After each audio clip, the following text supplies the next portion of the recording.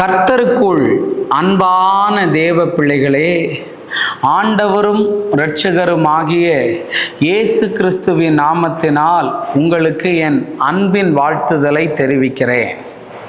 இந்த நல்ல நாளிலேயும் யோவான் எழுதின சுவிசேஷம் 11வது அதிகாரம் அதனுடைய 4வது வசனத்தை வாசிக்கிறேன். இயேசு அதை கேட்டபொழுது, இந்த வியாதி மரணத்துக்கு ஏதுவாயிராமல் தேவனுடைய மகிமை விளங்குகிறதற்கு ஏதுவாயிருக்கிறது, தேவனுடைய குமாரனும் அதிலே மகிமைப்படுவார் என்றார் என்று எழுதியிருக்கிறத பார்க்க முடியும். நிறைய பேருக்கு இன்னைக்கு கேள்விங்க, இதெல்லாம் ஏன் என் வாழ்க்கையில் நடக்குது, இதெல்லாம் போய் என் வாழ்க்கையில் ஏன் பிரதர் நடக்கணும்னு இருக்குதுன்னு.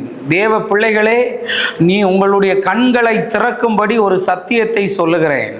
லாசருடைய விஷயத்துல, லாசர் வியாதியா இருக்கும்போது கர்த்தர் போகவே இல்லை.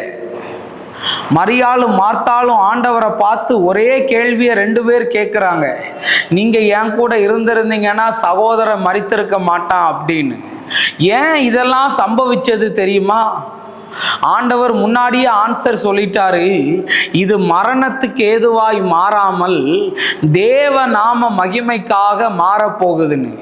ஏன் இதெல்லாம் நடக்குதுன்னு நீ கேள்வி கேட்டுக்கிட்டு இருந்தனா, உன்னை பார்த்து தீர்க்க தரிசனமாய் சொல்லுகிறேன், தேவனுடைய நாம மகிமைக்காகத்தான் இதெல்லாம் நடந்து கொண்டு இருக்கிறது என்பதை நீ மறந்து விடக்கூடாது.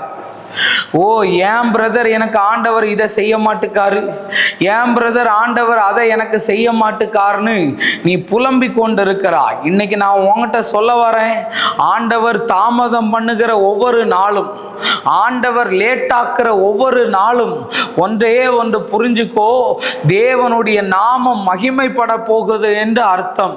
கானாவூர் கல்யாணத்துல ஆண்டவர் தாமதம் பண்ணினதற்கு காரணமே கர்த்தருடைய நாமம் மகிமைப்படதான். இன்னைக்கு உன் திருமண காரியம் தடைப்பட்டு இருக்கிறதா, உன் பிள்ளை செல்வத்தினுடைய காரியம் தடைப்பட்டு இருக்கிறதா, உன் வியாபாரத்தோடைய காரியம் தடைப்பட்டு இருக்கிறதா, இன்னைக்கு நான் உங்களை பார்த்து சொல்ல வரேன், இதுல எல்லாம் தேவனுடைய நாமம் மகிமைப்படுகிறதற்காகத்தான் இவைகள் இப்படி நடந்து கொண்டிருக்கிறது.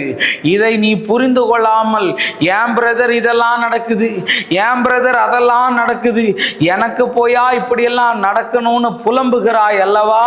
இதை கேட்கிற உன்னை பார்த்து கர்த்தர் சொல்றாரு, இது எல்லாம் தேவனுடைய நாம மகிமைக்காக மாறப்போகிறது என்று. நம்ம ஜெபிப்போமா? அன்பான நல்ல ஆண்டவரே, இந்த நேரத்திற்காக நன்றி சொல்றேன். ஆண்டவரே, ஏன் இது நடக்கிறது, எதற்காக இது நடக்கிறதுன்னு புரியாமல் என் பிள்ளைகள் இருக்கிறார்கள். இந்த பிள்ளைகளுடைய வாழ்க்கையில தேவ நாம மகிமைக்காகத்தான் இது நடக்கிறது என்பதை அறிந்து கொள்ள கர்த்தர் அனுகிரகம் பண்ணும்படியாய் ஜெபிக்கிறேன். இயேசுவின் நாமத்தில் வேண்டுகிறேன் நல்ல பிதாவே. ஆமேன், ஆமேன், ஆமேன். God bless you. கர்த்தர் உங்களை ஆசீர்வதிப்பார்.